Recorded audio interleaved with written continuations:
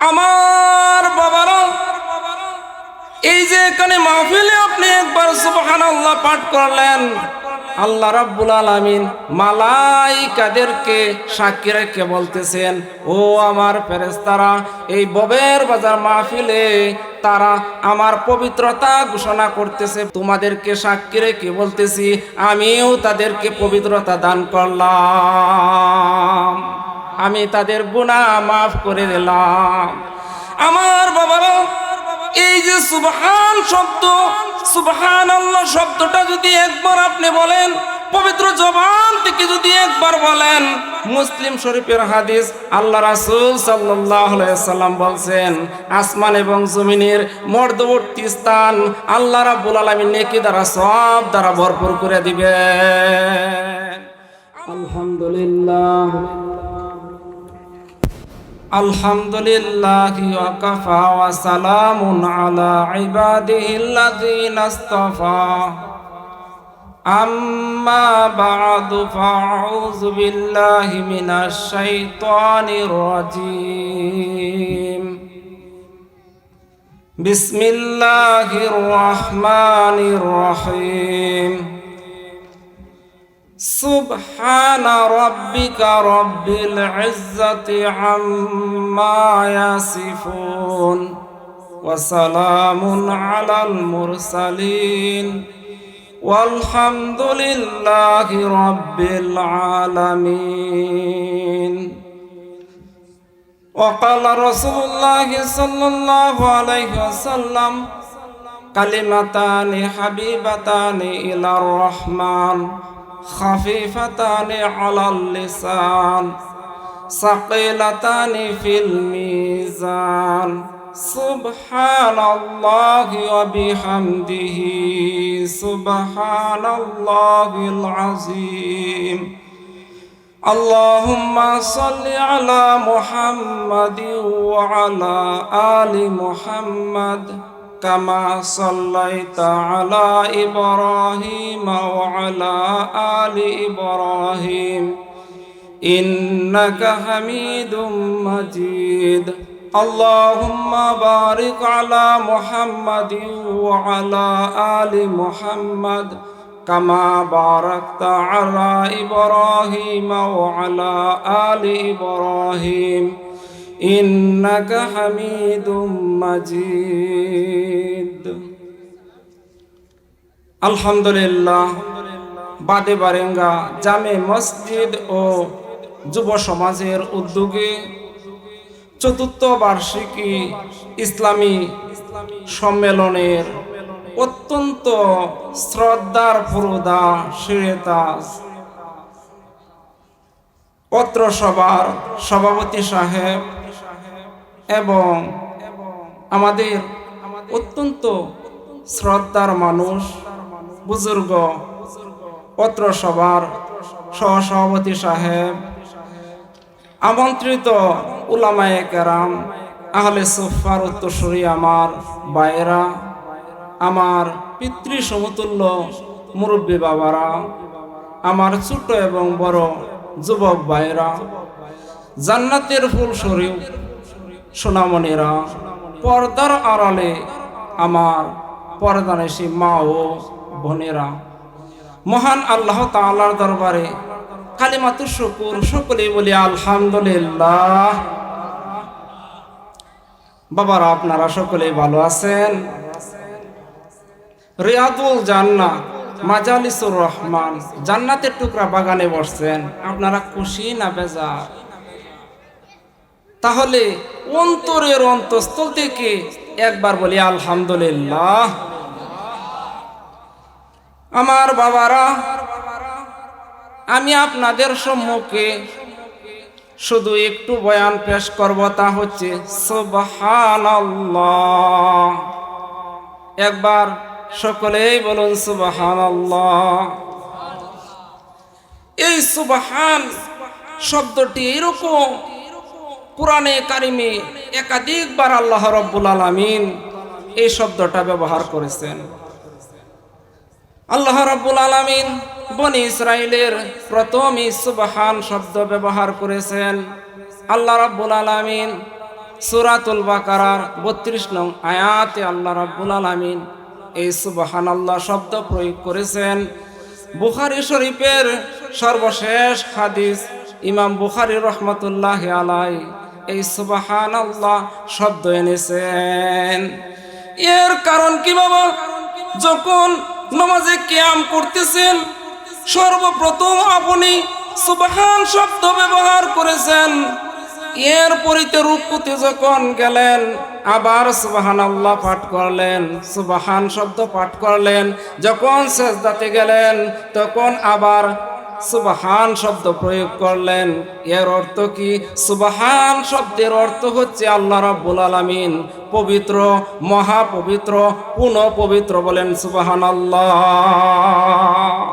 আমার বাবারা, এই যে এখানে মাহফিলে আপনি একবার সুবহানাল্লাহ পাঠ করলেন, আল্লাহ রাব্বুল আলামিন মালাইকাদেরকে সাক্ষী রেখে বলতেছেন, ও আমার ফেরেশতারা, এই ববের বাজার মাহফিলে তারা আমার পবিত্রতা ঘোষণা করতেছে, বারবার পবিত্রতা ঘোষণা করতেছে।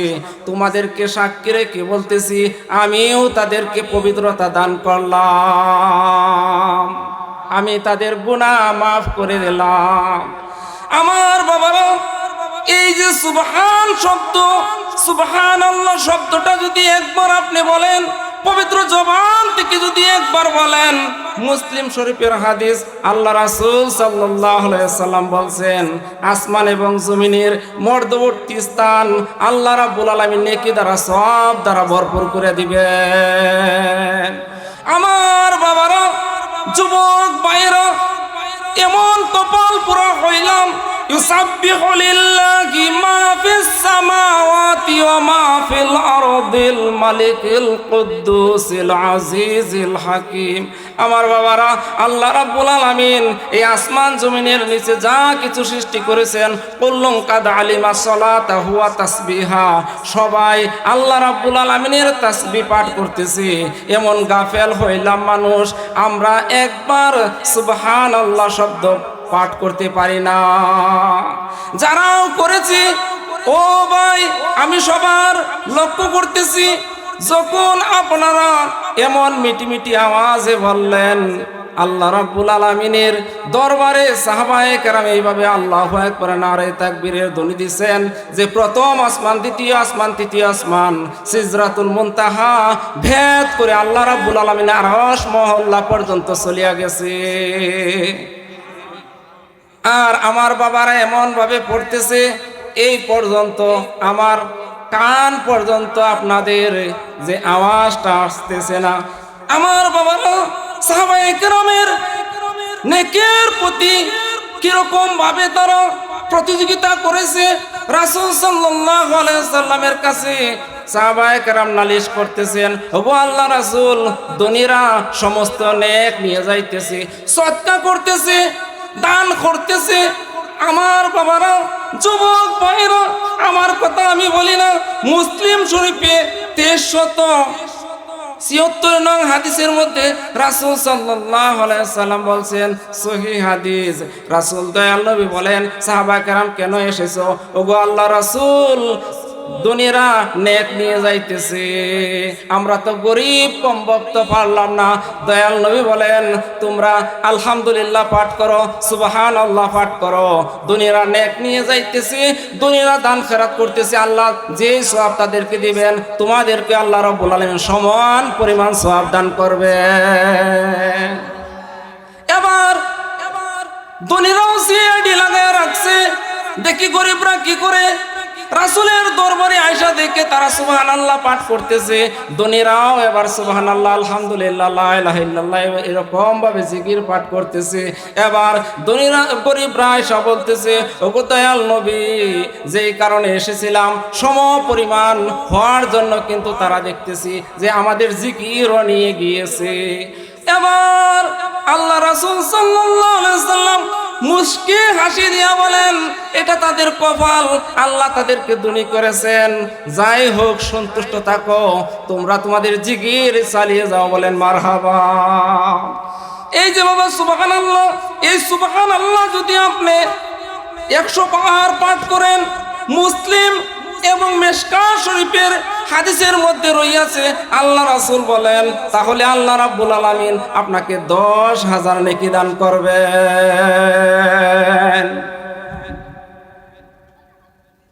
10,000 নেকি দান করবেন। দয়াল নবী সাল্লাল্লাহু আলাইহি ওয়াসাল্লাম এরকম ভাবে যে হাদিসটা বুখারী শরীফের সর্বশেষ হাদিস আপনাদের সম্মুখে পেশ করলাম, তা হচ্ছে আসমানের নিচে জমিনের উপরে যত গ্রন্থ আছে সব থেকে যে শ্রেষ্ঠ গ্রন্থ কোরআনের পরে বুখারী শরীফের স্থান। আল্লাহ রাসূল সাল্লাল্লাহু আলাইহি সাল্লাম পবিত্র জবানে পেশ করছেন এই সুবহানাল্লাহি ওয়া বিহামদিহি সুবহানাল্লাহিল আযীম। এই শব্দটা এমন শব্দ, এটা হচ্ছে আল্লাহ রাব্বুল আলামিনের কাছে পছন্দনীয়। এরকম বিশাল আল্লাহ রাব্বুল আলামিন মিজানের পাল্লা রাখছেন, এই মিজানের পাল্লা কানায় কানায় এই শব্দটা দ্বারা ভরপুর হইয়া যাবে। শুধু তাই নয়, দয়াল নবী সাল্লাল্লাহু আলাইহি সাল্লাম বলছেন, ও আমার উম্মতেরা, এই কালিমাটা এত পালকা, এটা জবান দ্বারা এরকম ভাবে সহজে পাঠ করা যায়। রাসূল সাল্লাল্লাহু আলাইহি সাল্লামের এই আদেশটা আমরা ইনশাআল্লাহ পাঠ করব কিনা বলেন? ইনশাআল্লাহ। ও যুবক ভাইরা, হাত মুষ্টি মেরে আল্লাহ রাব্বুল আলামিনকে দেখিয়ে দাও, দৈনিক 100 বার সুবহানাল্লাহ কে পাঠ করবে? আল্লাহ এই হাতগুলোকে তুমি কবুল করো, বলেন আমিন। তিরমিজি শরীফের একটা হাদিস আপনাদের সম্মুখে পেশ করতেছি, তা হচ্ছে 3462 নং হাদিসে রাসূল সাল্লাল্লাহু আলাইহি সাল্লাম বলেন, আমি যখন মেরাজে গেলাম, ইব্রাহিম আলাইহিস সালাতু ওয়াস সালামের সাথে আমার দেখা হয়ে গেছে। দয়াল নবী সাল্লাল্লাহু আলাইহি সাল্লামকে সালাম দিয়ে বলতেছেন, আপনার উম্মতদেরকে আমার সালামটা পেশ করিয়ে দিবেন। এবং ইব্রাহিম আলাইহিস সালাম বলেন, আপনার উম্মতদেরকে একটা আদেশ আমি দিয়ে দিতেছি, জান্নাতের মাটি বড় উর্বর, বলেন মারহাবা, সুবহানাল্লাহ। জান্নাতের মাটি উর্বর, তারা যেন বেশি বেশি সুবহানাল্লাহ পড়ে, জিকির করে, তাহলে আল্লাহ রাব্বুল আলামিন এই জান্নাতের মাটির মধ্যে তাদের ফসল দান করবেন। তাদেরকে আল্লাহ রাসূল সাল্লাল্লাহু আলাইহি ওয়াসাল্লাম যে বলতেছেন, ও আমার সাহাবায়ে কেরাম এবং আমার উম্মতেরা শুনিয়া রাখো, এই জান্নাতের মাটি খুব উর্বর, এর মধ্যে যদি তুমি গাছ লাগাইতে চাও তাহলে ফলদার গাছ, পরবর্তীতে আমি বলতেছি আল্লাহ রাসূল সাল্লাল্লাহু আলাইহি সাল্লাম তরিকা বাতলায়া দিয়া গিয়েছেন। আমার বাবারা, এই যে সুবহানাল্লাহ, এই সুবহানাল্লাহ যদি একবার আপনি পাঠ করেন, মুসলিম শরীফের 7028 নং হাদিসের মধ্যে রাসূল সাল্লাল্লাহু আলাইহি সাল্লাম বলছেন, আমার উম্মতের মধ্যে যদি কেউ একবার সুবহানাল্লাহ পাঠ করে, তোমরা যদি একবার সুবহানাল্লাহ পাঠ করো, জান্নাতে এমন একটা গাছ হবে। আরবের মধ্যে প্রশিক্ষণ প্রাপ্ত একটা যুবক এবং একটা প্রশিক্ষণ প্রাপ্ত বুড়া যদি 100 বছর দৌড়া আপনার সুবহানাল্লাহ পাঠ করার দ্বারা জান্নাতে আল্লাহ রাব্বুল আলামিন এমন একটা গাছ লাগাইবেন, 100 বছর শেষ হয়ে যাবে, তবে ছায়া অতিক্রম করতে পারবে না। ও আমার বাবা, এই গাছের ডালপালা কেমন হবে? যার যেরকম জবানটা হবে এরকম ভাবে আল্লাহ রাব্বুল আলামিন ডালপালা দিয়ে রাখবেন। কারো জবান যে লক্ষ টাকা দিয়ে জমিনের মধ্যে আল্লাহর এমন বান্দা রয়েছেন, লক্ষ টাকা দিলেও জবান এদিক সেদিক হয় না। আর এরকমও দেখা যায় যে এক বান্ডি আকিস ব্রিজ দিলেই যে কথা লড়সড় হইয়া যায়। কথা ঠিক কিনা বলুন? এই ছোট মেয়ে বলছে আল্লাহ রাব্বুল আলামিন আলেম বানায় দেব, বলেন আমিন। আমার যুবক ভাইয়েরা, আপনারাও যুবক, আমরাও যুবক, রাগ করছেন? আমার বাবা, এই সময়টি হাসরের দিন আপনার সম্মুখে যখন পেশ করা হবে, তখন আফসোস করবেন, আরো কেন সুবহানাল্লাহ বললাম না, আরো কেন উলামায়ে কেরামের যে সোহবতে আমরা কেন কাটাইলাম না। আমার সম্মানিত বাবারা, রাসূল সাল্লাল্লাহু আলাইহি সাল্লামের কাছে এক বেদুইন গ্রাম্য ব্যক্তি আসছে, রাসূল, আমি উম্মি মানুষ, এত আমল বলতে পারি না, এত জ্ঞান আমার নাই, যদি আপনি পারেন অল্প আমল দিয়ে দেন। রাসূল বলেন, তুমি পড়ো সুবহানাল্লাহ, আলহামদুলিল্লাহ, আমি সুবহানাল্লাহ বললাম, আপনারা এক বলবেন সুবহানাল্লাহ, আলহামদুলিল্লাহ। এইভাবে রাসূল সাল্লাল্লাহু আলাইহি সাল্লাম যখন উপদেশগুলো দিতেছেন, আমল শিক্ষা দিতেছেন, তখন সাহাবা এইরকম ভাবে গনে গনে এইরকম ভাবে বাড়ির দিকে যখন ট্রান্সফার হয়ে যাচ্ছে, রওনা হয়ে যাচ্ছে, রাসূল সাল্লাল্লাহু আলাইহি সাল্লাম মুস্কি হাসলেন, বলেন মারহাবা। সহিহ তারগিব 1564 নং হাদিসে বাইহাকির মধ্যে এই রিওয়ায়াত রয়েছে। রাসূল সাল্লাল্লাহু আলাইহি সাল্লাম দেখতেছেন ওই গ্রাম্য যুবক বেদুইন মূর্খ মানুষ রাসূলের কাছে আয়েশা বলতেছে, ওগো প্রাণের রাসূল, ইয়া রাসূলুল্লাহ, ইয়া হাবিবাল্লাহ, যে আপনি যে আমলগুলো বললেন এটা তো সবাই পাঠ করে, আর এটা তো আল্লাহর জন্য, আমি আসছিলাম আমার জন্য কিছু লাভের জন্য, এতে আমার লাভ কি হবে? সুবহানাল্লাহ বলে আল্লাহর লাভ, আল্লাহর প্রশংসা গ্রাম্য ব্যক্তি। এর পরবর্তীতে রাসূল সাল্লাল্লাহু আলাইহি সাল্লাম বলে দিলেন, তুমি যদি এইগুলো পাঠ করো তাহলে আল্লাহ রাব্বুল আলামিন তোমারে মর্তবা দিবেন। আল্লাহ রাব্বুল আলামিন তোমার কথার সাথে সাথে আল্লাহ বলেন, বান্দা তুমি সত্য বলেছো, বলেন মারহাবা। সম্মানিত বাবারা, আমার যুবক ভাইয়েরা, একটা ওয়াকিয়া আপনাদের সম্মুখে নিয়ে আসলাম। তা হচ্ছে এক জান্নাতি গিয়ে তার খাটের মধ্যে আরাম করতে থাকবে, এমন সময় শুনতে পাবে তার উপরে জান্নাতের মধ্যে যে একজন জান্নাতি ঘুমাইতেছেন, ঘুমের ফাঁকে ফাঁকে যখন করাত পাল্টান, ফাঁস পরিবর্তন করেন, এমন মৃদু আওয়াজ আসে, সে আর সহ্য করতে পারে না, তার মন আশেক হয়ে গেল, সে ওই দিকে দাবিত হয়ে গেল।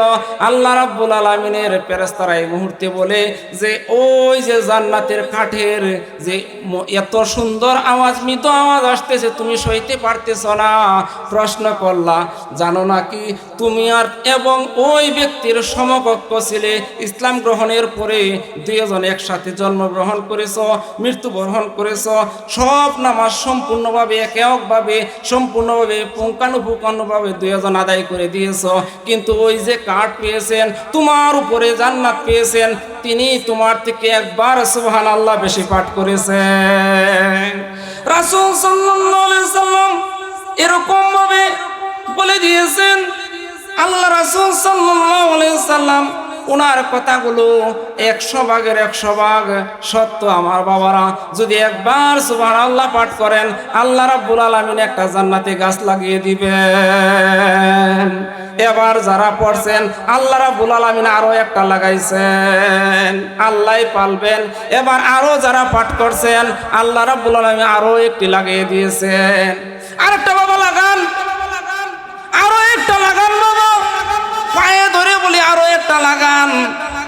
যতবার পাঠ করবেন, আর বাবা এখন আপাতত লাগাইয়েন না, আমার ওয়াজটা শেষ করি, বাড়ি গিয়ে রেজাইন নিচে লেফের নিচে ইনশাআল্লাহ লাগাইতে থাকবেন, বলেন ইনশাআল্লাহ। আমার বাবারা, ফতোয়ে রহমানিয়ার মধ্যে একটা ঘটনা উল্লেখ রয়েছে। এক ব্যক্তি আরবের কবরের পাশ দিয়ে যাচ্ছিলেন, ক্লান্ত হয়ে গেলেন, কবরের মধ্যে ওনার মাথা মস্তক মুবারক রেখে যখন ঘুমিয়ে যাচ্ছিলেন, তখন কবর থেকে আওয়াজ আসলো, ও জীবিত বাইরে, তোমার গর্দানটা একটু মাথাটা সরাও, চাপ লাগতেছে। এমন সময় তিনি ফাল দিয়ে উঠে গেলেন, বললেন তোমার অবস্থা কি? কোরআন থেকে দেখা যা সূরা মুলকের আওয়াজ আসতেছে। ওগো কবরবাসী, আল্লাহ তোমাকে আগে হাফেজে কোরআন তৈরি করে দিয়েছেন, বানাইছেন, এত বড় কপাল খুশনসিব, জান্নাত তুমি কবরেও চলে গেছো, ওইখানেও তুমি আল্লাহর কালামুল্লাহ শরীফ পাঠ করতেছো।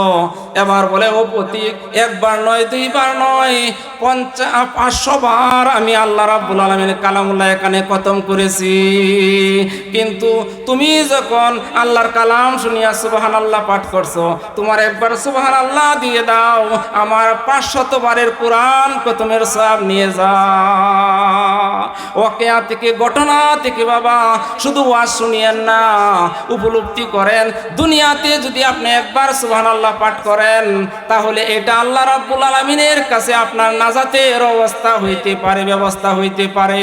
আর যদি যখন আপনি রিটার্ন চলে গেলেন, ট্রান্সফার হয়ে গেলেন, আলমে বরজকে এই দুনিয়া থেকে বিদায় নিলেন, ওইখানে যদি লক্ষ কোটি বারো সুবহানাল্লাহ পাঠ করেন এটার কোনো দাম হবে না, ঠিক কিনা বলুন? আমার বাবারা, এরকম ভাবে আল্লাহ রাব্বুল আলামিন আমাদেরকে এই মাহফিলে এনেছেন। আল্লাহর কাছে খুশি আদায় করে, শুকরিয়া আদায় করে বলি আলহামদুলিল্লাহ। আমার মাতার তাজ, আমার উস্তাদের উস্তাদ, সম্মানিত সভাপতি সাহেবকে নিয়ে এখানে দুইটা মুজাকারা আমি করতেছি। তারা একদিন দুনিয়া থেকে চলে যাবে, আমাদেরকে যে সমাজের জন্য যেন রাহাবর করে যাইতে পারে, ওনারা মাগরিবের পর থেকে আমার জন্য দোয়া করতেছেন, বলেন মারহাবা। তারা এক একজন 500 পাওয়ারের একটা লাইটের মতো আমার বাবা, শুধু ওয়াজের জন্য নয়, তাদের সাথে মুলাকাত সহবত নেওয়ার জন্য এসেছি, বলেন মারহাবা।